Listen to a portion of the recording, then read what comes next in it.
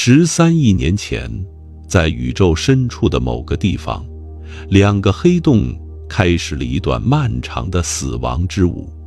它们绕着彼此旋转，越转越快，越转越近，最后砰的一声撞在一起合并了。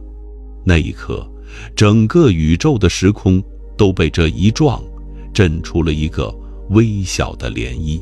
这个涟漪有多大？说出来你可能不信，它的振幅只有10的-18次方米。我再说慢一点，比一个原子核还小1000倍。13亿年，这个涟漪在宇宙里走了13亿年，穿过13亿光年的真空，穿过无数星系，穿过黑洞，穿过你能想到的一切。2015年9月14日，它终于砸在了地球上。砸在哪儿？砸在美国路易斯安那州和华盛顿州的2台机器上。这2台机器叫 LEGO， 名字听着挺神秘，其实原理不复杂，后面我会讲。我先告诉你那一刻发生了什么。LEGO 的负责人，加州理工学院的戴维·休梅克，在新闻发布会上说了一句话。他说：女士们、先生们，我们探测到了引力波，我们做到了。那场发布会现场有1000多个科学家，你猜他们什么反应？集体哭了出来。我身上都起鸡皮疙瘩。一个理论预言了100年，人类追了50年的东西，终于被听到了。今天我们就来好好讲讲引力波到底是什么，为什么测它这么难，LEGO 又是怎么做到的，以及爱因斯坦当年写下这个方程的时候是怎么预言，但自己都不信它能被测到的，对吧？我先把爱因斯坦的这句话记下来。他说：引力波永远测不到。我们后面会回来收这条线。要说引力波，我们得先从爱因斯坦100年前的一个错误说起。1915年，爱因斯坦发表了他的广义相对论。这个理论的核心就一句话：物质告诉时空怎么弯曲，时空告诉物质怎么运动。什么意思？就是说，我们以为的空间不是一个空荡荡的舞台，不是牛顿说的那种绝对空间。空间本身是有弹性的，可以被拉、被压、被弯的。你把一个重球放在蹦床上，蹦床会凹下去；你把太阳放在空间里，空间会凹下去。地球之所以绕着太阳转，不是因为太阳用一根绳子拽着地球，而是因为太阳把空间压弯了，地球在弯掉的空间里滑行。对，这是真的。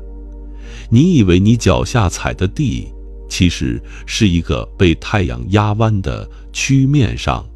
爱因斯坦1916年在广义相对论的基础上推导出一个新东西：如果2个超大质量的天体，比如2个黑洞互相绕着转，它们会让周围的空间产生涟漪，就像你在澡盆里搅水，水波会一圈圈扩散开来。这种空间本身的涟漪就叫引力波。你想想，这画面多美！2个黑洞在旋转，宇宙在颤抖。但是爱因斯坦自己写完这个方程之后又补了一句，他说引力波的振幅太小了，小到人类永远测不到，他自己都不信。这句话我们按下不表，后面你会看到100年后物理学家怎么啪啪打脸他。测引力波到底有多难？我先给你一个画面：13亿光年外2个黑洞合并，这个事件释放的总能量有多大？大约是3个太阳质量全部转化成能量。按智能方程算出来是5.4后面跟47个零的焦耳。这个数字大不大？大到超乎你的想象。太阳一生100亿年释放的能量，大概是这个数字的几百分之一。但是这些能量是以引力波的形式向四面八方扩散的，它在13亿光年的传播中不断衰减、稀释、分摊到越来越大的球面上。等它砸到地球的时候，振幅只剩多少？10的-18次方米。再说一遍，比一个原子核还小1000倍。这是一个什么级别的小？你想象一下这件事。我们现在要测一个东西的形变，这个形变比原子核还小1000倍，这相当于让你测出4光年外，也就是离我们最近恒星那么远一颗恒星，呼吸了一下4光年外的恒星呼吸。这个精度，科学家用了50年，烧了几十亿美元才做到。LIGO 是怎么做到的？原理不复杂，核心设备是2个互相垂直的4公里长的真空管道，里面射出一束激光，这束激光打到尽头的一面镜子上，反射回来跟另一束激光汇合。如果一切正常，2束激光的干涉条纹是稳定的，但是一旦引力波经过，4公里长的管道会轻轻被拉长或压短，短的压短10的-18次方米，长的拉长10的-18次方米。这个变化会让2束激光的干涉条纹发生极其微小的偏移。LIGO 测的就是这个偏移。我靠，我头皮发麻。4公里长的真空管里测一个比原子核还小1000倍的形变，这不是科学，这是炼金术。但 LIGO 并不是一夜之间冒出来的，这个故事得从1957年讲起。1957年，马里兰大学的物理学家约瑟夫·韦伯做了一个实验，他造了几个巨大的铝制圆柱体，每个2吨重，挂在真空罐里。理论上，引力波经过会让铝罐轻微震动。韦伯在铝罐表面贴了压电传感器，准备测这个震动。结果呢，测是测到了，但后来被证明是噪声，是卡车经过，是实验室空调，是学生推门造成的震动。韦伯的实验失败了，但他点燃了火种。1970年代，美国国家科学基金会决定立项搞引力波探测。这个项目一路走，一路烧钱，一路失败，一路改进。期间，无数物理学家从青年干到老年，从黑发熬成白发。加州理工的罗纳德·德雷福是 LIGO 的灵魂人物之一。1979年，他开始设计 LIGO 的最初版本，但当时他手下的工程师说：“罗恩，你这个方案太离谱了，做不出来。”德雷福说：“做不出来也要做。”你想想，30年的坚持，到2008年 ，Advanced LIGO 终于建成。2个探测器，一个在路易斯安那州利文斯顿，一个在华盛顿州汉福德，每个探测器都耗资6亿多美元。2015年9月12日正式开始科学观测。2015年9月14日，也就是开测后第3天，升频运行后第5天，他们就抓到了那个信号。说真的，我头皮发麻。50年的努力，几十亿美元，2000多名科学家的青春，就在升频后第5天，13亿光年外的2个黑洞把声音送到了他们面前。LIGO 内部有句玩笑话：我们刚开机就抓到了，老天欠我们50年的运气一次还清。我身上都起鸡皮疙瘩。这不是运气，这是50年磨一剑，剑成正好撞上目标的物理学浪漫。那这个信号到底长什么样？说出来你可能觉得太普通了。持续时间0.2秒，0.2秒就完了。频率从35赫兹开始逐渐升高，到合并那一刻达到250赫兹。整个过程频率和振幅的变化完美符合广义相对论的预言。翻译成人话，两个黑洞原本是互相绕着转的，越转越近，越转越快，就像花样滑冰运动员收拢手臂转得更快一样，最后啪嗒一下合并成一个更大的黑洞。合并那一刻频率达到峰值，合并之后振幅急剧衰减。这个信号叫 GW150914， GW 是 Gravitational Wave 引力波，150914是2015年9月14日。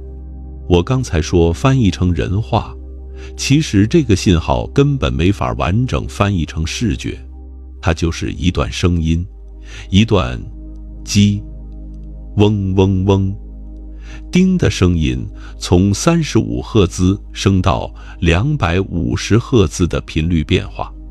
你想想，13亿年前两个黑洞合并的最后一声啼哭，在13亿年后被人类听到。LIGO 的科学家把这段信号做成了声音，发布在他们的官网上。我建议你去搜一下 Waveform GW150914 听一下，你听完会明白我为什么头皮发麻。那不是噪声，那是宇宙在说话。你可能会问，测到引力波有什么了不起？光不也能看到吗？差远了。我跟你讲，引力波的发现改变的不是物理学，是天文学的整个范式。以前人类怎么观测宇宙？看光，可见光、射电、X 射线、伽马射线都是电磁波。我们看到的整个宇宙历史都是光的历史。但是光有个致命的弱点，它会被物质挡住。你看一束光从远处过来，中间要是有尘埃、气体、恒星，它就被挡住了。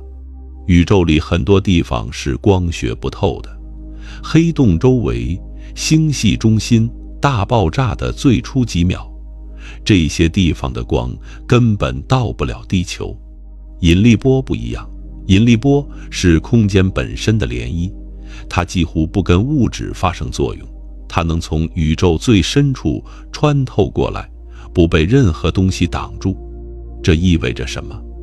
意味着从今往后，宇宙里所有看不见的地方，我们都多了一种听的方式。类比一下，以前人类是瞎的，只能靠摸来感知世界，引力波让我们睁开了耳朵。你想想，这是不是天文学的范式革命？从看到听。LIGO 的开创者之一，加州理工的基普索恩，2017年诺奖得主说过一句话：引力波是宇宙的声音。我们要用100年的时间把宇宙的声音全部录下来。100年录宇宙的声音。你可能会好奇，引力波还能听什么？第一个是宇宙大爆炸那一刻的原初引力波。大爆炸理论告诉我们，宇宙在诞生后的10⁻43次方秒内经历了一次暴胀，空间在极短时间内膨胀了10⁻26次方倍。我说慢一点，后面跟26个0的倍数。那次暴胀会在空间里留下原初引力波，那是宇宙诞生的第一声啼哭。如果能听到原初引力波，我们就能直接验证大爆炸理论。但问题是，原初引力波的频率太低，远低于1赫兹，LIGO 测不到，需要另一种探测器，这就是 LISA 计划。欧洲空间局牵头，2030年代发射3颗卫星到太空，构成一个边长250万公里的等边三角形，用激光测距测引力波。LISA 灵敏度是 LIGO 的1000倍。LISA 启动后，我们就能听到大爆炸的余音。第二个是中子星合并。2017年8月17日，LIGO 和它的姐妹探测器 Virgo 一起抓到了一次中子星合并事件，叫 GW170817。这次不仅是听到，全世界的天文台也同时看到了光学对应体，这是人类历史上第一次既听见又看见同一个宇宙事件。这次中子星合并还顺带解决了几个天文学悬案。宇宙中1半以上的金、铂、铀这些重元素就是中子星合并时合成的。你戴的黄金戒指、镶的铂金钻戒，理论上都是几十亿年前中子星合并的产物。你想想，你手上戴的戒指可能是100亿年前2颗死星的骨灰。第三个是连续引力波。理论上，宇宙里如果存在非完美对称的黑洞，比如轴不对称的黑洞，它在自转时也会持续发出引力波，但这种引力波振幅太小了，LIGO 测了10年还没抓到。如果未来30年抓到了，那将是另一个诺贝尔奖，对吧？我现在每多讲一个例子，你有没有觉得听宇宙这件事比看宇宙精彩10000倍？我们回到开头那个伏笔，爱因斯坦100年前写下引力波方程，自己补了一句永远测不到。100年后我们测到了，你可能会说爱因斯坦错了，他打脸了。但你想想，爱因斯坦真的错了吗？